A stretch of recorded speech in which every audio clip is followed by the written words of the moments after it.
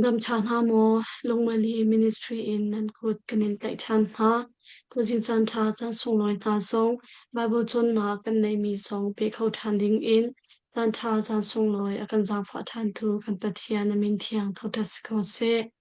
pa zong a bethian kan chon mi song pe khau than ding in chan tha kan pe thang kho cha a ka pa chung zong a kan lom tok chon bible study life kan thla mi zong hi mi tam pi nen hu I an nge cheu kho na ha lai le xiao zong in na kan to pek than cheu nak lai kan in som than ha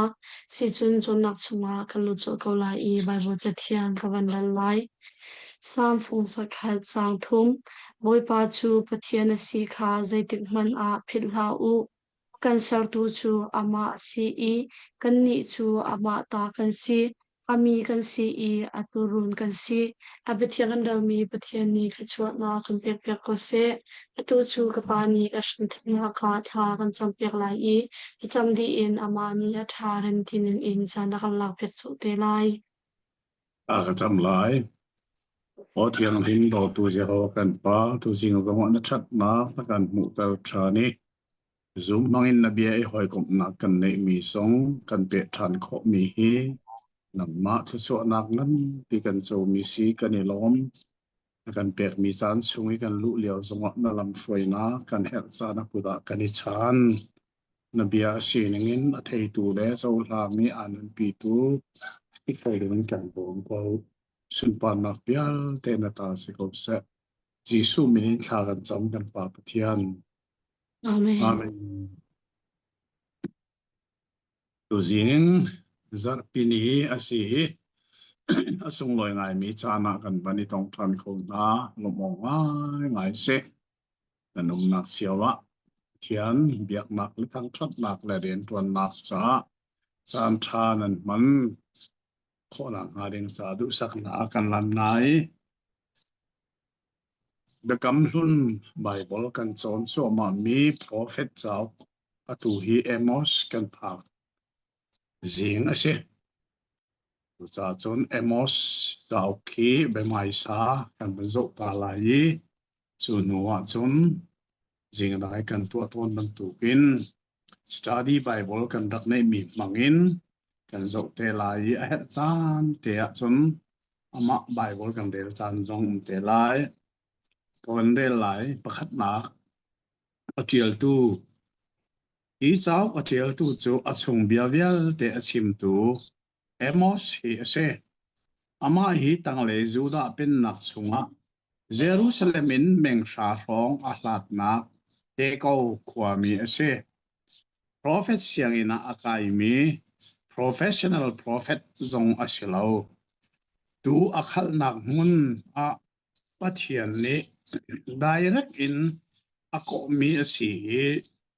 chung lei pin nak ni milem an biak nak mun bethela ong chim ding in tha mi ase ika hen ru o atlak ngai mi chu emos chu prophet siang ina akai mi professional prophet asirim thim lo ti kan mu tu khal chu ma mi ka pathian ni prophet siding a kho ko Zerwanga da prophet siang ina akai mi professional prophet tampian ko nai tu khal pa chu pathian ne ko tia chun kha professional siang ina kai mi vial te kha prophet dewa ani changbi minong mit mai zon bian chim siang parang du na bian chim mirum du na ken bian chim chu cha sa adew ani sandi cha pathian ni ako na city zong kha ei now simong prophet siang ina kai mi kha prophet dewa ani san man tukin ni hina hin Bible siang ina kai mi tam deuh hi chu kan lai mi laka chon piak tu dewa ani chang ro har na ngai thil se mai he bekam hun bantuk bakha kan siko pani na atial na mun la chan uji ani tang le su da tin na to chu ban lu na khe a ok leo chan le kap khat le a chung le Israel pen na kha Jeroboam pani nak ne leng le zo I rum rangai chung le a thu man ding mi milem biak na khe a ok leo chana emos hi tha se Chu cha hi chao KBC sa sai la sop nga la panga thonga kanan rama til mi se til nak mun a chan te na kong kan ban thei mi khorwar se de tang le chu da pen nak chu a siang pa uzi a siang parhang ne rum nak he au liu bak se tang le chu chu ban ton silo chung le chu zero bom pa hi nak ne zero bom pa ni nak ti chu pakhat nak ka thi chang ya tu pa ni nak se chumo mani hin thalo tak tak uk liu cha na ka ni tha si na kong kha phil na lo se mo chu sa chan jong kan chim chang kha apathum na Prophet Amos hi zatang nun thar chu atu social reformer ya hei mi se ram hui tu an ro khorak pa chun biak nak hui tu jong an ro biak nak hui tu an ro kha chun mirum vial te an ro mirum vial te an ro kha chun zatang nun chu atang mi lovin arok sik chek chu so prophet Amos ne apan mi chung lei Israel pen nak dir mun chu se chu cha Amos ne din na kha tiva bangin luang se lo din na khativa pi bangin luang se tia dal nga chang kul chang lia ati mi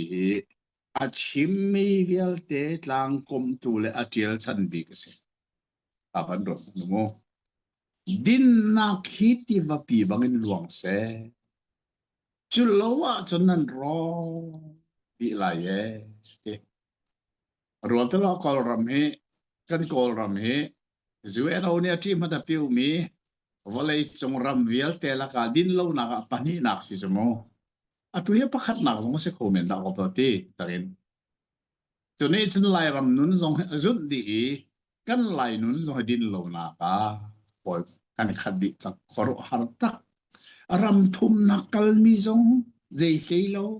ram ni nak zong zai le ram khat nak mi zong zai le lo kan mi kan nun ne iru than chu ha tak tak te ta atang le em ngos kum le chan lam thuan chu ma te I ai pedin chon dinga chiao si lo atu chu a hil fi na kha kan kal chang lai dal khada se da ka re lai atak le hil fi na kha bor ni pakat nu pakat kan rel piak te lai dal khat na khi dal ni chang thum tiang zentel mi phun na chunga bechai na kong thial na se kha bandot manamo dal khat na gen dal ni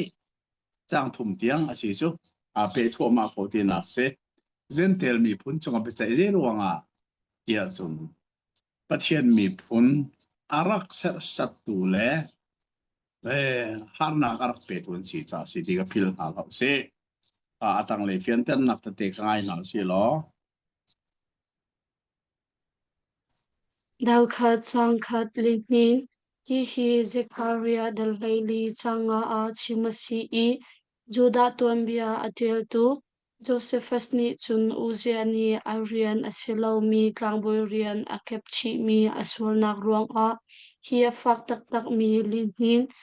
li hi BC Zasari songa nga a anin tia ati sin sia wa lak te nen kan volei hi khoro harin jisu ni arak chim chia mi be kamatin nak chu pa pataken atu hilian nin chu ma ko mu kan volei pi hi kan kol ram khatlok fagen lian hi ni an boi nu khan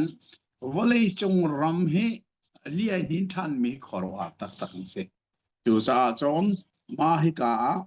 dal khat chang khat a chim mi Juda siang prang usi aboy le ze ho siang parang zo spa zero bom aboy liao li a nin sana kan tia si mo mai li nin ati mi zero nga tia chun pathian dan tat na si ho ong manin anin mi selawin pathian e thami Philippi khwai Paul le Silas ka thon thak ro kan pathian ne li nin ka thak mo kha ama te na chok ton be li nin selo pathian thami se pathian ni athami si ton ti kan the ha mo atang le filter na ngai lao si mo dal khat chang hi chendai ni sa se I ashrum bang in pathian chu ochua in ashum lai karmal asulam chu dum asi lo a leithat nak ram ti nak asi Bible ahin min le mun te na achim mi sulam ban thi hi be pi ngai ma cho ma hi study Bible ne a tin big mi pa ta simo chu cha chon hi study Bible ahin mun le min fian ten na te hi phil na sau se atang le ngai na di na si lo Galkhat chang thum in changa hi changa hin Syria kholi pi Damascus nolbor nak rong a pathian ni dan tat na katlun tar lai mi kha lang tar asi Hazael Amos chan i uktu le chan khat nu chan khat Syria siang pasang uknak sham arak khok tu asi Evendron Asulam chu su asul nak ron ti nak asi i Damascus chaklai i ni an biak nak mun balbek chim nak asi kir Syria mi phun an rak isim nak mun asi i a nak sat hi ngal aselo a il sining chin chia tak te ka in kan van mu e mun le ram te na asul lam te na kan van thei mi hi atha tak tak te mai le ya Bible kan really iban tok mun le ram kan ton ti ga hin atang le fian ter nak te kan nak nei chang mi study Bible zong hi a san thai na arak nei ngai mai fakta takan sadu karak thai karak to mi zong se desa ka chimchang kha mirang study Bible hi phun sari kane yi pathian ra fanakin kaso leng mang tika hin lai holin kan nei her ve ti ka lung puta au me chu cha chan kum nga chong bak ka chan ka pek mi se ti ka phil piak lo mo tu chan cho film chan thiam chan si technology au chan si cha computer na ara umi tuan te kan lim khole lamte koro har ngain pathian ne ka bom chu cha angai lo min anum sia chun kha mak ni boy big sin atom deum khamo karan na khen ngai zong ti mu adi nak bak si ma kha hi ka tha den til fian af te kan ban hu mi asul lam atha to atang le fian ter na ngai rin hau se Galkhat chang rup in chang riat hi chang hi Israel ral asi zungzal mi Philistine mi nolbor nak rong a anton ha mi dan tat na kong chim nak asi Gaza Edom mi hani Israel mi tampi antlai i sal a anzor nak mun asi Asdod Eskelon Ekron Philistine mi na kulipi ansi i andi lak in Nebuchadnezzar ni ashodi na ni na ka sa ra mi do na so wala pum pi mi na thang ngai ngai mi do na Israel ni ka sa vial te afo di ti ka kan mu sang mo chu man tu chu ni hina hin atun Bible kan mu e chu nuwa Philistine mi kholipi pathum ka Nebuchadnezzar siang phang ni arak ro di mi kha hin tha ten Asdod Askalon Ekron kana kha ro min city jong pa kan thai chi ka be pi mi si atang le fian ten la ngai naw se Dalkhat sangkwa unaw sina bekam tar siang pasang hiram ni siang pasang David le Solomon sin a Hebrew mi sal a zor loading in bekam na kanrakto mi kha abor cha a Alexander ngan ni BC zathum somthum hi kum a asho di kha kha chin chi ot lak te siang prang David le Solomon chana khan hiram hen tha ten be kam na kan lak nei ma khan be kam na kan lak nei unaw be kam na kan ho sa mo Alexander ngan ni BCจะทุ่มละ2ทุ่มละปะเนี่ยอารักโคดีรักสิที่มีสองที่อาเซียนเต็นหลักช้าเต็นกันเทกันไงจะไปปีไงไงมีสิข้าก็ทั่วมาสิโม Dalkhat sang hai ni teman Esau Edom tia ko mi tupa si I amin chuan khan in kholepi adir I Bosra he Edom mi na kholepi ansi thấy định mi sẽ mi cho mà hết cả tế mà tí mi hết sao tụ ba sẽ an min chuan khan in khua hiền đặc biệt bal mo mà hay bài bố cần phụ mi sẽ Enoch tí mi dòng này Enoch khua lại bị đi được mo chuman tu kan an min kha an dir mi kwa an rak man tom ti hi bekam lu ni kan mu mi chin siok atak mi kha se kha tang le fian tan na ngai nau se dal kha chang hei thum amon lot ni zurit ruang a lungfim se sai lo in ram thok nak dal hei kwa chang som thum pali in som thum nga afanu hak chedeu sin in ashrin mi fapa asi fapoi mi a the bau na ukni nak siang pa sang dal ria chang hei ni dal hei nga ruat chang hei ruk zau se ru ok atak ngai ngai te amon ti mele mop ti mi chu an fa fanu pani ini an pa zu an rit tari lung film se sai loin an pa sin in fan nei makana he bible minalang ngai mi anua Israel arak dok ngai min si pathian ne amile mangai afo min ha zon city kha phil na au se ni he na he zuri buin fangai min hai kan musol moti zong kha ruwa ha we ma he he ka di sin chia a her mi se atang le fian ter na ngai na si lo dal kha chang hei li raba amon mi nga khuli bi ngan bi asi i Jordan ni chua lei a dir si o kha kan chim chang kha amon ti mi cho lot ni zuarit liawa fanu le fa an poiter mi fa ani poiter mi kha kana an kholipi kha raba ti mi so si ka ka phil lo dinga abe pi ngai mi pakhat se atang le fian ter na khavan ngai ta si lo dal kha chang hei nga Assyria mi tikla Pelisar pathum nak ni BC Zasari somthum li a amon mi hi atei na amon mi arak te tu chu tilat filsar pathum na ma hi Assyria mismo kani arak te na kakachin siya tlake dal ni na kalchol ding si dal thum tiang hi itin ape khoma ko chu cha chon e tang le fian ter na zo ri si mo dal ni chang khat mop zuri drong a lungfim sa sailo in lotni afanu upadeu sin in ashrin mi asi shamthok nak dal hei kwa chang somthum pathum somthum sari kan chim mi kha pil lo si mo bible ni khor war si mi chu ning sa ok ngai si mi thil zong he a phe lo a tiel bak ko chu cha lot ni a afanu anupi kha nu le zo za chi te lungai sang kamo chu ronga chon afanu pani hen ram lung ko ni tho kha liao baka kan afanu pani na ni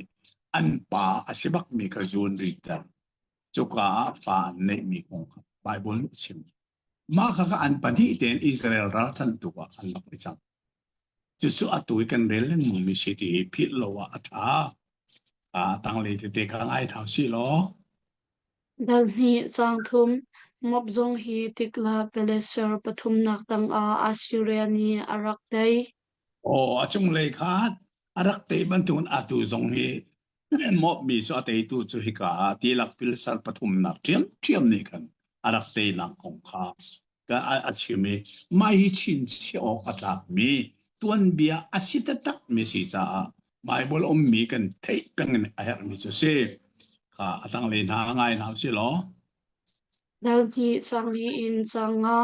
no pe pashalak a pakhat nak le panhi na kha phil in milem abiak rong a BC zanga somle ruk a Babylon siang pasang Nebuchadnezzar hang in Jerusalem chu sho si nol bia parhala ka pakhat nak le apani na pakdon bor ko chu alai rong rang le dong le ka chu bum ko se apakhat nak le pani nak mak apakhat nak chu ke ma lawin pathian dang na ngai lai lo pani nak chu milem na ser rim lai lo kha pani bak kha pakhat nak le pani nak an bor sa a pathian zong ne hin angai thiam rim na lo ti kha iga zona kan mu mi chu se chu cha tang le khangai lao se dal ni chang ruk in chang he ruk an siang pasang Jeroboam ni milem biak nak swal a akal pin ha cha a uktu na le tlangboi na le mirum na nun nak chu arok di i an zatlang nun chu dinlo nak ni mun ma alak di atang mi le ngat mi umlo in asho chik chek tika aro chik chek tika pathian ni milem abia mi Assyria chawza hmang in BC Zasari kulan ni a Anqualipi Samaria chu asho i sana tlai lo mi nu kom te da ti lo chu sal a akalpi di na ro lakti chung le pen tang le pen nak bi si zang ala som le parokati Jerusalem ka chung le pen nak khole pi Samaria cho bi si za sari la kul ni ya ma hi pani ta le cho chin chia ha ti sami poi to ho to si sa la cho behal nak to baklai chung le pen nak kha se kuma da ro tang le pen nak kha se kuma da ro ma hi sami poi to si lo mo kan Bible zon mi he behal na ka to ding mi se hi ke zong fel den ka chin che kruset kan ne na ke Bible kan zon na ka chim ton i chin chia a hau mi se ha atang le fian tar nak dal thum na kha ngai sol na se mo dal thum chang khat chung khar di la chak lei pan nak i mi phun pa tha long selo in mi phun hei ni na chim na ka si na hi chong khar di la ka ti ti ka chon Israel chong khar Jacob ni askin mi fa pa he ni ta an di lak chim na ka chong khar be fang amang e an chong khar di lak tia ati mi he si ti ka philo dinga athanga ngai mi se phi fa bu zong hi chong khar ngan pi pakhat kan si ti zong kha ka ri the ape pi ngai ngai mi se atang le fian dan la ngai na se dal thum chang hi ka hal mi Jacob fa pa lei ni na chu pathian hal mi an si cha a pathian ni an sual nak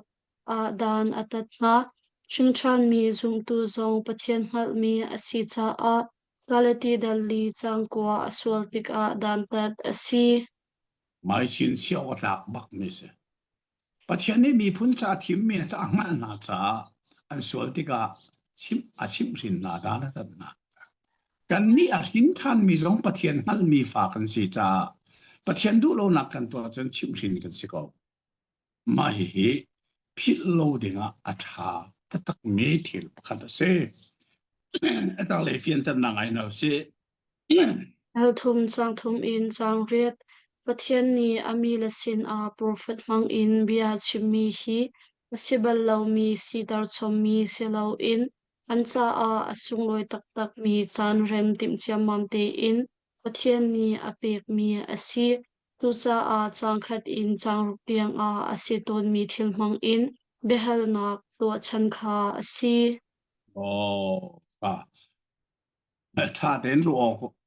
ji su ni ta chun na ga rak chim mi zong kha asibal lo mi thil ji su na chim bal lo an man leng mang mi an tu leng mang mi thil mang bakin ji su ni biana bia kan ti mi mo ta chun na ga rak chim chuman tuk bakin prophet na zong ne hin an man chu ma mi thil mangin pathian ni an sina bia achim ti mi hi kan thei hi abapi ngai ngai mi ase atang le fian tan na khangai naw se dal thum chang kwa in chang hei nga milem biak nak ni solpal nak aphun phun le dil lo nak aphun phun achu api i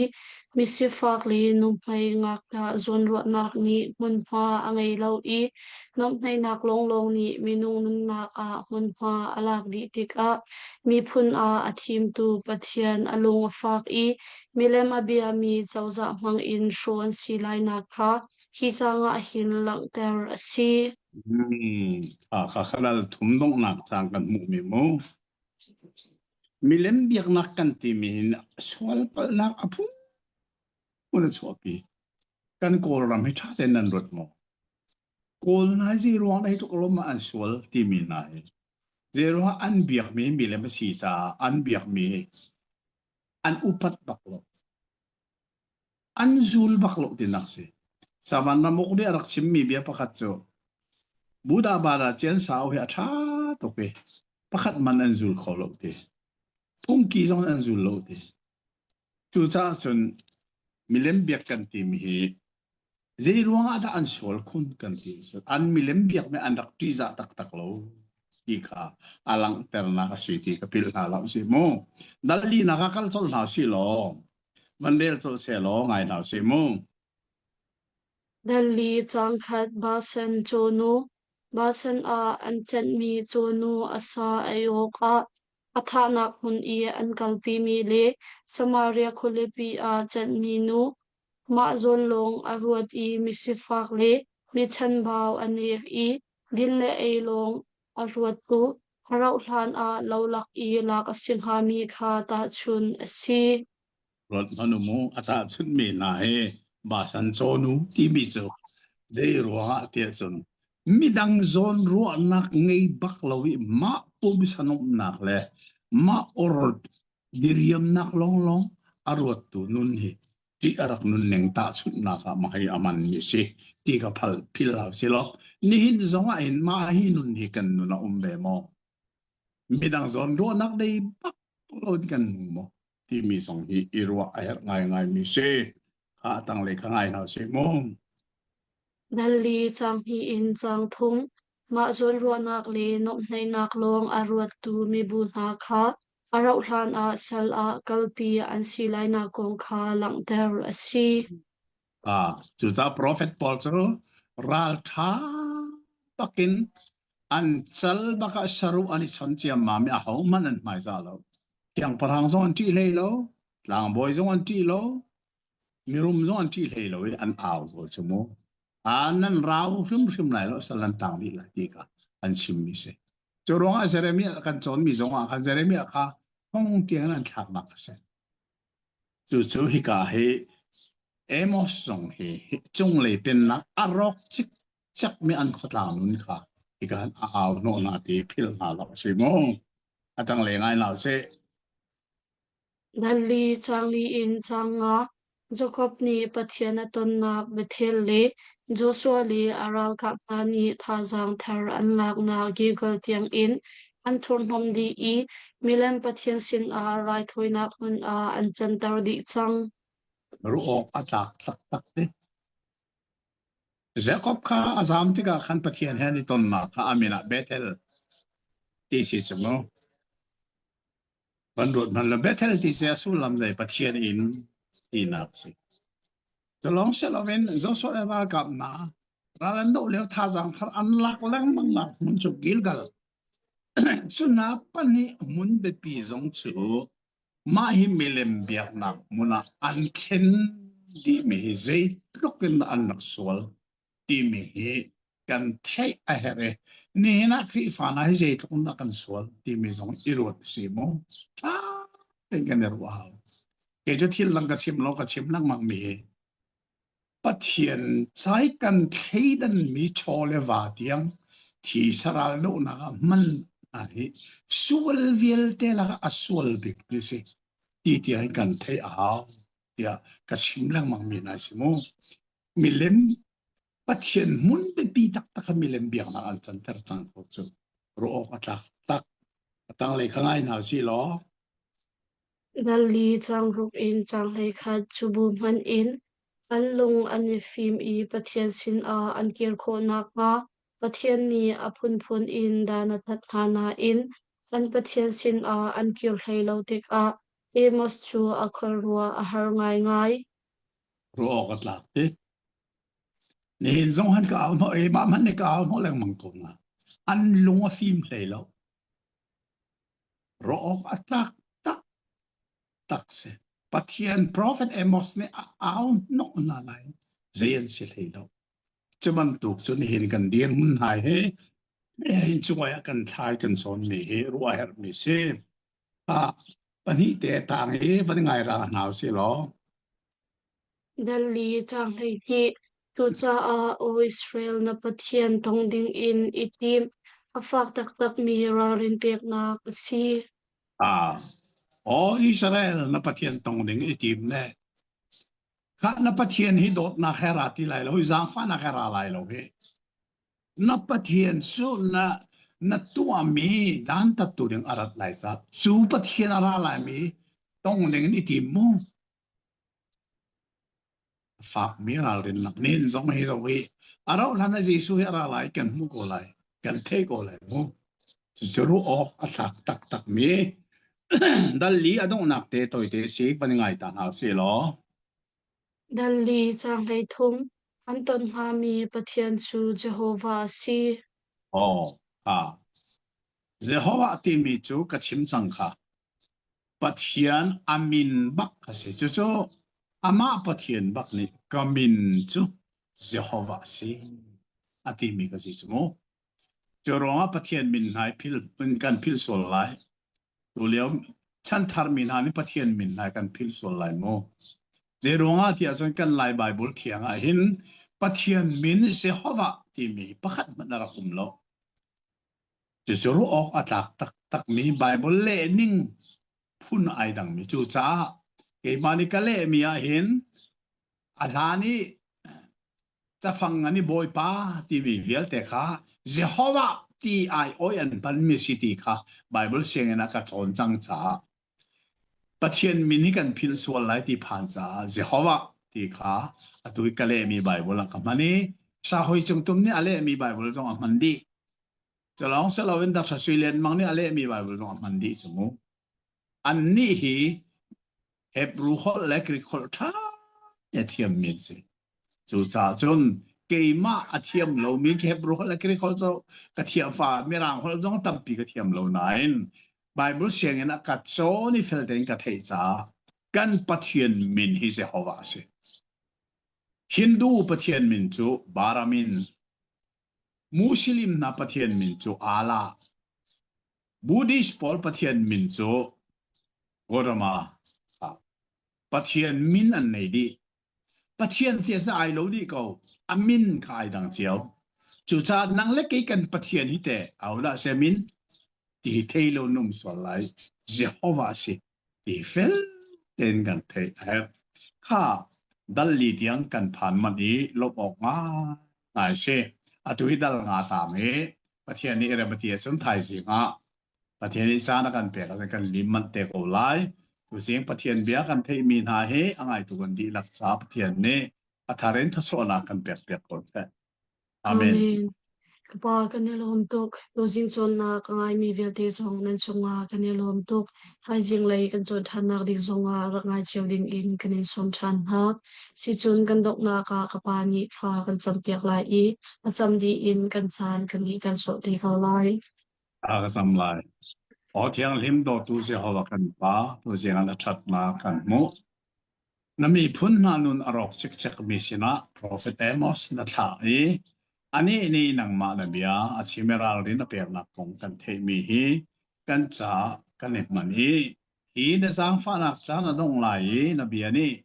ส่วนนักกัดไหลโดดนักสอดไหลนที่บรรทุกินฮิตลุกอสวลมีชันกันเลียวะฮีนเบียนาฮีกันใช้ราลินนักกันมันคนหลังมาสวกันเปลอไอสิงกันโจนกันเปไลมีสงวนนังมันลำกันถอยรำเอาซึ่งปานักเบลเตนตาสิกบเสจีสุมินินทากันจำกันป่าปะเทียน Amen อาเมนข้าจานอุมมีมังเท้าล้อสูนอุมมีอันนี้เราสูนเท้าโม